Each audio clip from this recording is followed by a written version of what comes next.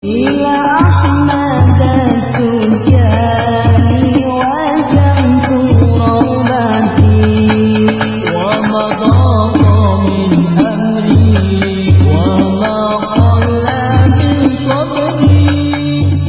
Para hadirin dan pemirsa rahimakumullah, yang perlu kita ketahui, jadi biasanya orang luar itu membuat statement, anggapan yang tolok ukurnya orang awam dan tidak mau bertanya dengan ahlinya, kemudian membuat framing, apalagi jika didasari rasa tidak senang. Kadangkala juga karena ada konflik dengan tokohnya, maka konflik itu yang dijadikan dasar untuk mendiskreditkan sebuah lembaga sampai termasuk juga amalan dan lain sebagainya. Oleh karena itu, yang pertama, sebagai umat Islam, jika kita mendengar sesuatu yang tidak benar, maka Allah Subhanahu wa Ta'ala menyuruh kita agar supaya tabayyun. Jadi, fatabayyanu, hendaklah kalian tabayyun, atau meminta klarifikasi dari ahlinya, bukan dari orang yang tidak ahli. Kemudian, sebenarnya yang dilakukan ya ikhwan di luar belum tentu salah. Cuma ada pihak-pihak yang membuat kesempatan sesuatu yang tidak dia suka itu dicari peluangnya untuk dikritik dan didiskreditkan. Dan karena ini sudah saya alami. Sejak saya masih remaja, karena saya masuk Tijani ketika saya masih belum selesai kuliah dulu. Kemudian disitulah saya alhamdulillah mendapatkan kesempatan berkumpul dengan para masyayikh dan berdiskusi, sehingga termasuk menjawab tuduhan-tuduhan miring terhadap Thariqah Tijani. Tuduhan miring pertama ya yang ingin saya sampaikan di sini, ada anggapan dari orang luar Tijani bahwa Ikhwan Tijani lebih mengutamakan Sayyidi Syekh Ahmad bin Muhammad At-Tijani radhiyallahu an melebihi Rasulullah sallallahu alaihi wasallam.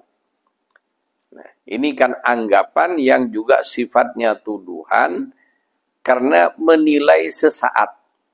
Kemudian hal ini sebenarnya sudah dilakukan oleh mereka sendiri. Tapi ya itulah, semut di seberang lautan, gajah bisa kelihatan jelas, sementara gajah di pelupuk mata karena terlalu dekat tidak terasa, tidak terlihat.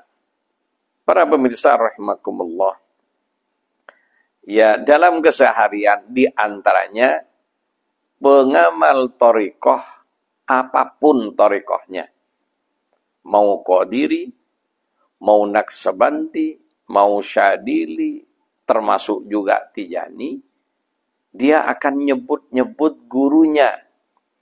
Ya kalau Qadiri menyebut Syekh Abdul Qadir. Kalau Syadili nyebut Syekh Abdul Hasan Asy-Syadili. Demikian juga dalam thariqah yang lain termasuk Syekh Tijani.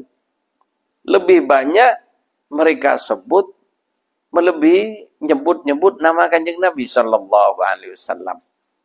Kemudian dari sinilah orang yang tidak senang punya peluang untuk mendiskreditkan. Ya contohnya juga di rumah Ikhwan Tijani ada logo Thariqah Tijani. Ya kan logonya ini loh. Kok logo Tijani? Mana Kanjeng Nabinya? Ya memangnya Islam punya logo. Yang jadi pertanyaan, apakah Islam ada logonya? Ya. Ya seperti NU ada logo NU. Apakah orang NU melebihkan NU dari Kanjeng Nabi? Ketika memampang logo NU di rumahnya. Orang Muhammadiyah ketika memampang logo Muhammadiyah di rumahnya, apa mengesampingkan Kanjeng Nabi daripada Muhammadiyah? Ya termasuk juga Syekh Abdul Qadir Jailani radhiyallahu an. Ya. Karena juga ya tukang foto dan juga tukang cetak itu punya andil besar merusak. Ya, di antaranya ada fotonya yang diklaim Syekh Abdul Qadir. Zamannya Syekh Abdul Qadir belum ada kamera.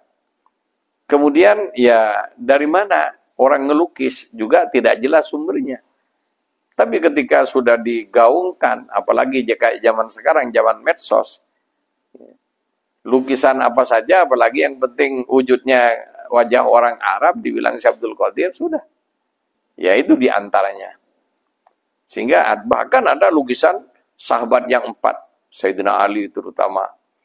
Kemudian lukisan Wali Songo dan lain sebagainya, ini dan lain sebagainya. Ya. Tapi khusus Kanjeng Nabi kan memang tidak ada yang berani kalau orang yang beriman melukis Rasulullah Sallallahu Alaihi Wasallam. Pertanyaannya, ketika ada orang beriman atau orang Islam karena kecintaannya dengan para sahabat, terus ada orang melukis, ya, dan diklaim itu wajah sahabat ABC, termasuk juga ada orang meletakkan foto-foto Wali Songo, diklaim sunan ini, sunan itu, padahal saat itu belum ada kamera, dan wallahu alam lukisannya benar apa enggak, dari mana sumbernya. Tidak jelas, yang penting karena mahabbahnya sudah.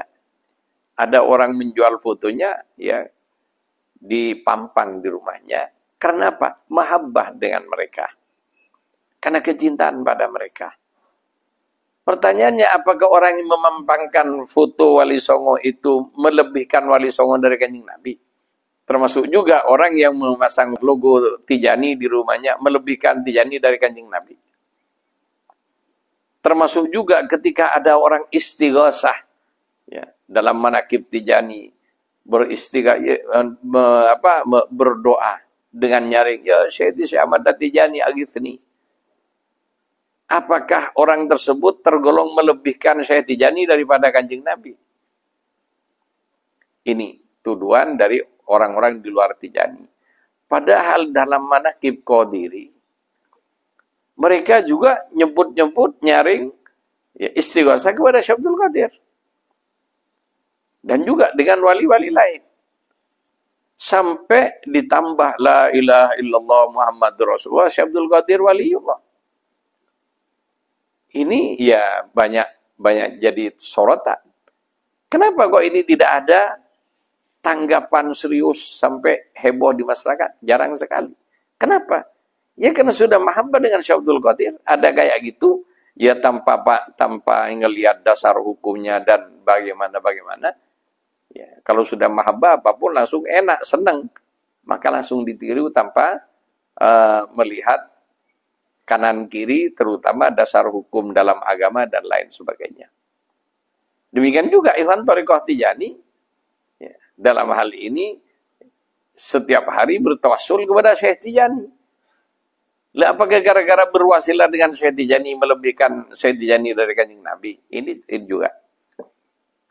Kemudian ketika Ikhwan Tijani menjelaskan bahwa keutamaan dan karomah Syekh Ahmad At-Tijani radhiyallahu an ada 2. Ada karomah hissi, karomah yang bisa dilihat dengan mata, berupa kelebihan-kelebihan dalam keilmuan, termasuk juga dalam perkara harkul adah yang menyalahi adat, sebagaimana mukjizat para nabi, membelah laut, menghidupkan orang mati, menyembuhkan orang sakit. Kan ini harkul adah yang tidak biasa dilakukan oleh dokter pada umumnya. Ini harkul adah. Dan para wali punya. Syekh Tijani juga punya bejibun. Apakah ini ketika menjelaskan tentang harkul adah yang terlihat pada tangan Syekh radhiyallahu an melebihkan beliau dari Kanjeng Nabi? Ya. Kan tidak juga. Kenapa? Ya, muridnya Syekh Abdul Qadir, ya, pengamal Thariqah Qadiriyah, termasuk juga orang awam yang menjadi muridnya kiai-kiai yang berthariqah Qadiriyah pun nyebut-nyebut kayak gitu, walaupun bukan Ikhwan Qadiri. Tapi karena memang sudah golongannya tidak mendapatkan sorotan.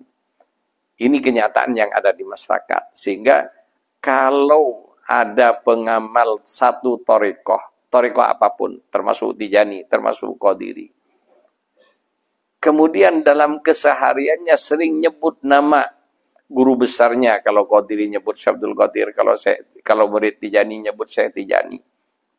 Apakah langsung mereka ini tergolong meninggikan gurunya melebihi Kanjeng Nabi? Ya saya kira tidak juga. Kenapa? Karena aslinya kalau kita berbicara secara ilmiah, guru itu hijab. Ya penghalang antara murid dengan gurunya guru,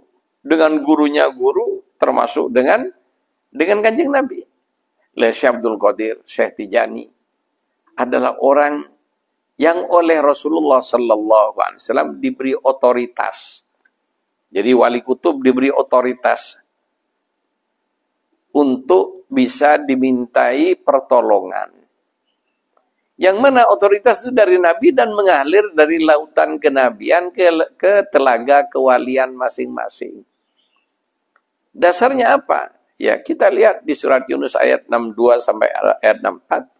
Ala inna awliya Allah la khaufun alaihim wa lahum yahzanun alladzina amanu wa kanu yattaqun. Ini sifat dasar, ciri-cirinya wali. Sebagaimana ciri-ciri Nabi, sifatnya siddiq, amanat, tabligh, fatonah. Untuk para Nabi, yang pertama, tidak punya rasa takut kecuali kepada Allah. Artinya, sempurna dalam ketakwaan. Kemudian, walahum yahzanun, dan tidak punya duka cita dengan semua yang terjadi di alam semesta, karena dia sudah super yakin semuanya dari Allah. Takdir Allah subhanahu wa ta'ala. Wabil qadri khairi wa syarri min Allah. Kemudian amanu, sempurna imannya, wa kanu yattaqun, sempurna ketakwaannya. Kemudian para wali lahumul busyra, mendapatkan bisyarah, berita gembira. Dari siapa? Ya, kalau Nabi mendapatkan kitab suci yang merupakan basyira wa nadhira untuk umatnya. Dari mana basyira wa nadhira? Dari Allah subhanahu wa ta'ala. Kemudian untuk wali juga basyira wa nadhira. Cuma untuk wali dapat dari Kanjeng Nabi. Jadi semua wali ya, yang mempunyai thariqah punya jaminan dengan thariqahnya. Dari mana jaminannya? Dari Rasulullah sallallahu alaihi wasallam. Bagaimana dia dapat jaminan dari Rasulullah? Ya untuk wali kutub itu sudah yaqdah dengan Nabi. Kemudian ketika dalam pertemuan yaqdahnya ini mereka dapat kabar gembira. Ya, bahwa kamu selamat, anta minal aminin, kamu tergolong orang-orang yang amin, yang aman, yang selamat. Waman ata'aka minal aminin, orang yang taat kepada kamu nanti tergolong orang-orang aman. Kenapa? Para wali kepanjangan tangan Nabi. Ya seperti gubernur dan bupati serta camat sampai RT RW kepanjangan tangan kekuasaan presiden. Sehingga taat dengan RT RW hakikatnya taat pada presiden. Demikian juga orang yang taat dengan wali hakikatnya taat kepada Kanjeng Nabi. Orang yang taat kepada ulama hakikatnya taat kepada Rasulullah sallallahu alaihi wasallam. Makanya Quran menyatakan ati Allah wa ati Rasul wa ulil amr. Ulil amr ini bukan pemerintahan doang, termasuk orang yang berkecimpung dalam agama, membina masyarakat harus ditaati. Jika yang disampaikan oleh mereka adalah ati Allah wa ati Rasul. Ketika ati Allah wa ati Rasul, ya orang-orang awam kayak kita semua langsung mendengar dari guru-guru yang ada. Kemudian taat dengan guru tersebut. Dan taat dengan orang yang ditaati guru tersebut. Yang bersilsilah sampai kepada Kanjeng Nabi sallallahu alaihi wasallam. Apakah ketika nyebut gurunya meninggalkan Kanjeng Nabi? Kan tidak seperti itu. Hakikatnya secara hierarki seperti itu.